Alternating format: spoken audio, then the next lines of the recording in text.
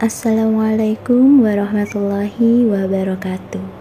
Apa kabar teman-temanku semua? Alhamdulillah hari ini masih diberi kesempatan untuk berbagi aktivitas harian aku selama di rumah mertua. Sebelumnya, apa kabar teman-temanku semuanya? Semoga kalian selalu dilancarkan rezekinya, sehat walafiat, dan selalu istiqomah dalam menjalankan ibadah. Dalam video kali ini, aku akan membagikan keseharian aku selama di rumah mertua dan tips-tips untuk kalian agar disayang oleh mertua. Untuk pengantin-pengantin baru, wajib ditonton nih video aku. Nah, aku itu sudah 6 tahun berumah tangga ya teman-teman. Jadi aku ingin membagi keseharian aku bagaimana selama aku tinggal bersama mertua.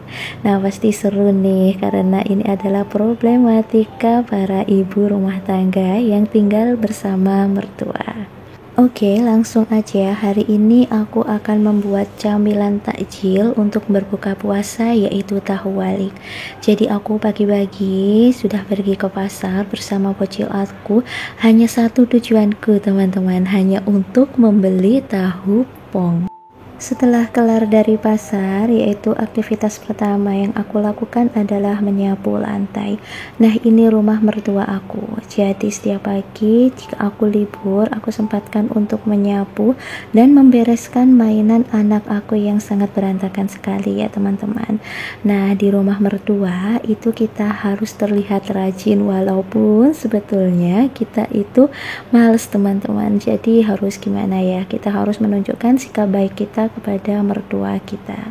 Oke, seperti aku nih. Aku dulu sebelum menikah, saat tinggal bersama orang tuaku, aku itu kategori remaja yang sangat malas sekali. Jadi setelah pulang kuliah, setelah bekerja, aku itu biasanya langsung tidur. Nah, untuk pakaian dan seragam-seragam aku itu biasanya dicuci oleh almarhum bapak aku. Masya Allah, aku jadi teringat dengan kebaikan kedua orang tua aku. Nah, setelah menikah, aku harus terjun untuk berumah tangga sendiri bersama suami aku.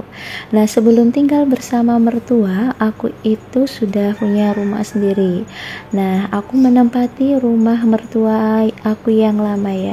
Jadi tidak begitu besar sih, cukuplah satu petak untuk kita tinggal bertiga bersama anak aku. Setelah aku memutuskan untuk bekerja, jadi aku harus kembali ke rumah mertua aku dan menitipkan anak aku di sana. Kebetulan tempat kerja aku tidak begitu jauh dengan rumah mertua aku. Jadi aku setiap hari Senin sampai hari Jumat tinggal bersama mertua aku. Setiap hari Sabtu dan Minggu aku pulang ke rumah aku sendiri.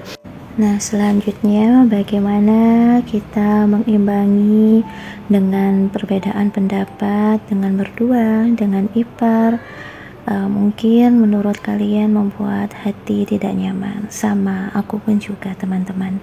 Jadi bagaimanapun aku harus mengimbangi dan aku ambil yang positif aja. Jadi yang tidak perlu aku dengarkan dan tidak perlu aku masukkan hati, it's okay, tidak aku dengarkan karena aku itu tidak mau ambil pusing teman-teman. Nah, aku itu mempunyai kebijakan sendiri bagaimana aku mengatur rumah tangga aku dan anak aku. Aku hanya menerima masukan positif yang menurut aku nyaman dan memberi support untuk aku terus berkembang. Dan juga sebagai menantu kita harus bisa menempatkan diri bagaimana kita harus berbuat baik kepada mertua kita, karena bagaimanapun juga mertua itu adalah orang tua dari suami kita, yang dimana surga suami kita masih ada pada kedua orang tuanya. Nah, aku harus tetap menghormati dan aku harus tetap juga menyayangi mertua aku. karena aku juga nantinya ingin disayangi, dihormati oleh menantu aku. Jadi aku harus menanam segala kebaikan-kebaikan kecil yang aku lakukan kepada mertua aku agar aku nanti kelak akan mendapat balasan yang setimpal. Nah, jadi jangan pelit teman-teman kepada mertua kita. Insya Allah rezeki itu pasti akan datang dari arah manapun. Ngomong-ngomong, sulit enggak sih Mbak jika keinginan kita selalu bertolak belakang dengan keinginan mertua kita? Di awal-awal pernikahan aku merasakan sangat sulit sekali teman-teman. Nah, bagaimana tidak sulit? Aku ini adalah anak terakhir dari 2 bersaudara. Jadi aku ini sangat dimanja oleh kedua orang tua aku.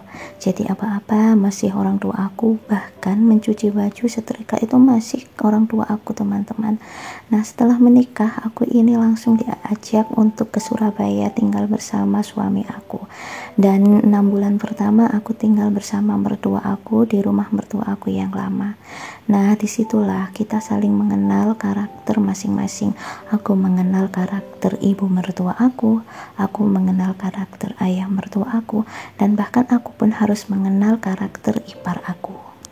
Awalnya sih aku merasa kok gini ya tinggal bersama orang lain. Nah, menurut aku dulu seperti itu, karena aku sendiri masih keinget bagaimana aku dilayani oleh kedua orang tua aku, dan sekarang aku harus mempunyai banyak kewajiban sebagai seorang istri. Nah, disitulah aku belajar mengenal karakter ayah mertua aku, ibu mertua aku, bahkan aku harus mengenal karakter kakak dan adik ipar aku. Disitulah aku banyak belajar bagaimana cara menyesuaikan diri dan beradaptasi di lingkungan yang baru. Memang berat teman-teman, untuk teman-teman yang baru menikah dan sedang mengalami fase saat ini. Nah, kalian harus banyak-banyak bersabar ya, karena semua akan terjawab beriringnya waktu. Maaf ya teman-teman jika suara aku agak berbisik-bisik dan agak ngos-ngosan, karena aku dubbing ini di samping anak aku yang sedang tidur. Jadi aku harus mencari situasi yang benar-benar sepi dan tidak ada suara luar yang masuk. Aku memutuskan membuat akun channel YouTube ini untuk aku berbagi keseharian aku teman-teman. Keseharian aku selama mengajar di sekolah, keseharian aku tinggal bersama mertua, keseharian aku bersama keluarga kecil aku. Jadi aku mohon supportnya ya teman-teman agar video aku selalu berkembang menjadi lebih baik. Dan aku akan terus belajar bagaimana cara mengolah konten agar konten ini bermanfaat untuk teman-teman semuanya. Mohon dukungannya ya teman-teman. Oke, aku lanjutin lagi ya, bagaimana cara kita membagi apapun yang kita punya kepada mertua kita. Nah, contohnya dalam sehari-hari, dalam berumah tangga pasti kita akan membutuhkan bahan-bahan pokok seperti sembako, beras, minyak, gula, dan lain-lain. Nah, itu sudah termasuk anggaran bulanan aku untuk belanja sembako teman-teman. Nah, aku belanjanya juga tidak terlalu banyak, dan aku juga menyesuaikan berapa banyak anggota yang tinggal bersama aku saat ini. Nah, kita sesuaikan aja teman-teman, kita tidak usah terlalu berlebihan belanja ini itu, kita sesuaikan aja dengan kebutuhan kita sehari-hari. Insya Allah cukup. Bagaimana untuk belanja lauk pauknya Mbak? Nah, untuk belanja lauk pauknya aku itu kadang kasih uang ke mertua aku jika aku ingin dimasakin ini, aku ingin dimasakin itu. Kadang jika aku ingin masak sendiri, ya aku belanja sendiri dan masak sendiri teman-teman. Tapi lebih banyaknya aku nitip uang lauk pauk itu ke ibu mertua aku. Terkadang kalau aku dan suami aku ingin menu lauk pauk yang lain, aku dan suami aku itu beli di luar teman-teman.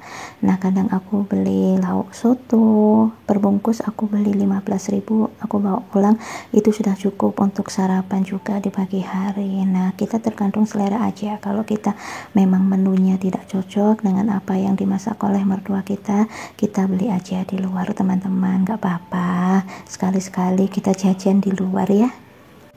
Nah, alhamdulillah itu saja cukup saran dari aku. Aku doakan teman-teman semuanya selalu sehat walafiat dilancarkan segala rezekinya dan mendapat rezeki yang turah-turah teman-teman, agar kalian dapat membahagiakan orang-orang di sekitar kita, terutama kedua orang tua kita, mertua kita, anak dan suami kita. Tetap semangat ya teman-teman. Setelah ngomong panjang lebar tadi, alhamdulillah tahu waliku sudah selesai teman-teman. Jadi aku masukkan ke kulkas dulu, nanti saat tiba buka puasa baru aku goreng, karena biar kriuk dan fresh teman-teman. Dan jangan lupa setelah kita tandang gawe atau masak-memasak, kita harus mencuci piring dan semuanya teman-teman, agar terlihat bersih dan enak dipandang, dan mertua kita semakin sayang sama kita. Oke, sekian video dari aku. Doakan aku selalu sehat dan semangat ya teman-teman, agar aku bisa berbagi keseharian aku yang bermanfaat untuk kalian semua. Terima kasih. Wassalamualaikum warahmatullahi wabarakatuh.